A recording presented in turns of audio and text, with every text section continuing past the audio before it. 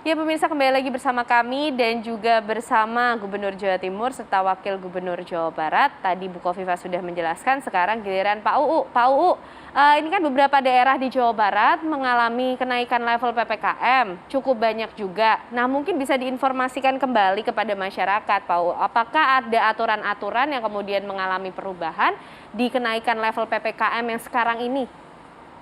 Ya, pada prinsipnya sama dengan yang sebelumnya. Tapi mungkin karena ada bukan keteledoran ya, masyarakat sudah lupa karena memang kemarin kita terlena dengan yang suasana yang nihil itu kemarin di beberapa kabupaten. Jadi kami menguatkan kembali dengan gugus tugas yang ada, dengan para bupati dan wali kota. Kemarin itu menyimpulkan seperti itu, bahkan memasang lagi banner-banner, memasang lagi videotron yang ada di kota-kota besar kepada para bupati wali kota supaya mengingatkan kembali. Yang kedua, mengingatkan kembali kepada para direktur rumah sakit, swasta ataupun negeri, itu untuk menyediakan sekitar 40%. Kemudian juga kami membuat sebuah keputusan di Pemprov ini yang masuk cuma 20%. Kecuali yang bagian keuangan itu agak ditambah tapi di bawah 50%. Artinya kembali kepada kenyataan di saat kita ada peningkatan yang kedua. Seperti itu. Kemudian vaksin kita diusahakan, diingatkan kembali terutama vaksin yang tahap 3 ini.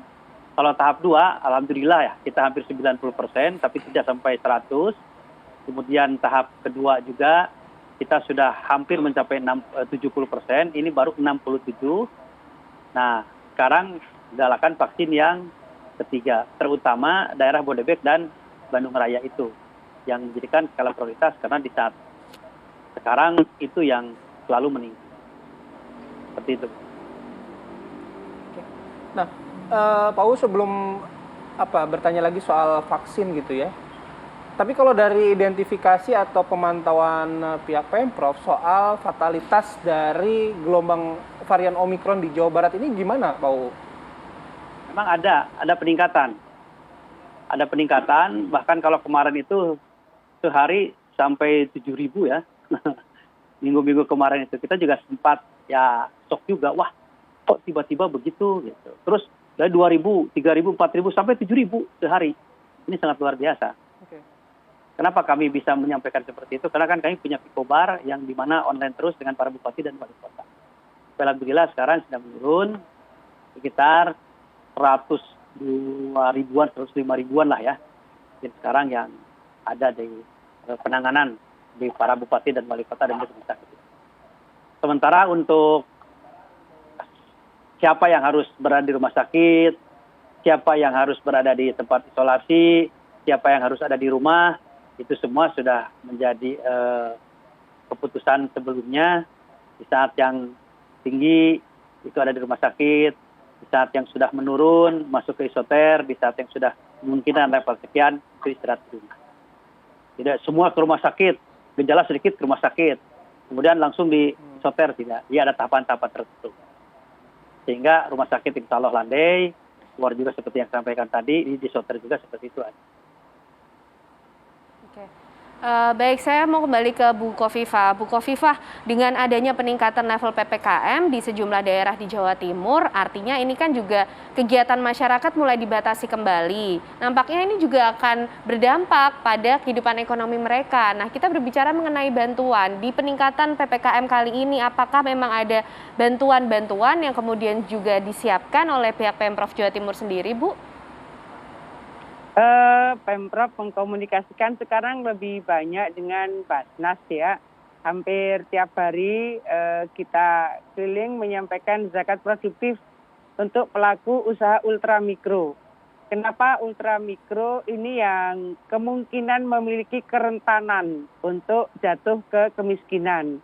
Jadi ada garis kemiskinan, ada rentan miskin, ada hampir miskin, kualifikasi yang dibikinkan seperti itu ya secara nasional. Jadi kita menyisir yang rentan-rentan miskin, jangan sampai mereka jatuh miskin. Itulah yang membutuhkan bantalan ekonomi. kita melakukan itu sesuai dengan peta di masing-masing kabupaten kota. Tetap yang lebih tahu adalah para bupati wali kota. Jadi antara Basnas Provinsi, Basnas Kabupaten Kota kita bersinergi untuk menyisir yang rentan-rentan miskin. Nah, berikutnya tahun ini ada 25 kabupaten kota dalam peta nasional. Pokoknya di 25 kabupaten kota itu yang masuk kategori kemiskinan ekstrim ini diharapkan bisa tuntas. Nah, ini yang saya mengkoordinasikan langsung dengan para kepala desa. Jadi para bupati wali kota itu menyiapkan petanya, kemudian kepala desanya selama 4 hari kita melakukan pemetaan bersama kepala desa. Jadi menyisir betul ini. Di banyak titik kita turun tentu bersama bupati, ada juga wali kota, karena menyisir kemiskinan ekstrim ini kabupaten dan kota. Format-format seperti ini kita lakukan untuk bisa memberikan bantalan ekonomi bagi mereka yang potensi rentan miskin menjadi miskin dan mereka yang masuk kategori kemiskinan ekstrim. Oke, Bu Khofifah, kalau bansos tadi Anda sudah menjelaskan. Kalau PTM bagaimana, Bu? Kegiatan belajar mengajar, Bu? Kondisinya sekarang, Bu? Iya, jadi kalau PTM kan kita menyerahkan kepada bupati wali kota. Tadi Mas Bayu, karena ada daerah tertentu yang memang cenderung terjadi lonjakan klaster-klaster tertentu. Jadi kita tidak ngebiahu ya, tidak menggeneralisir. Karena satu kabupaten itu bisa areanya luas sekali. Katakan Kabupaten Malang itu areanya luas sekali. Sudah melewati Kota Malang, sudah melewati Batu, masih ketemu lagi daerah kabupaten misalnya. Maka di titik-titik di mana terkonfirmasi ada kasus yang harus dilakukan proteksi gitu, biasanya kan kemudian dilakukan semacam micro lockdown di tingkat RT itu. Nah, pada posisi seperti itu, disitulah yang mendapatkan perhatian secara khusus, layanan secara khusus, yang lain tetap bisa diberikan ruang, pasarnya bisa tetap berjalan seperti biasa, kemudian sekolah bisa tetap menjalankan kegiatan seperti biasa, tapi tetap dengan mengikuti standar level PPKM-nya. Karena kalau level 1, 2, dan 3 kan pasti beda itu berapa banyak kapasitas kelas yang boleh diisi. Peduli Lindungi sekarang kita perketat kembali karena memang ini yang memungkinkan bisa menjaring masyarakat supaya terfilter bahwa mereka betul-betul dalam kondisi yang sehat. Kalau mereka ternyata terdeteksi dalam Peduli Lindungi, mereka ternyata dalam keadaan positif seperti yang kapan hari itu. Kami mohon maaf sempat terjadi ada wisatawan ke Malang dan ternyata dalam keadaan positif, dia kemudian posting di sosmednya beliau. Ini kan hal-hal yang harus terus kita antisipasi, kita waspadai.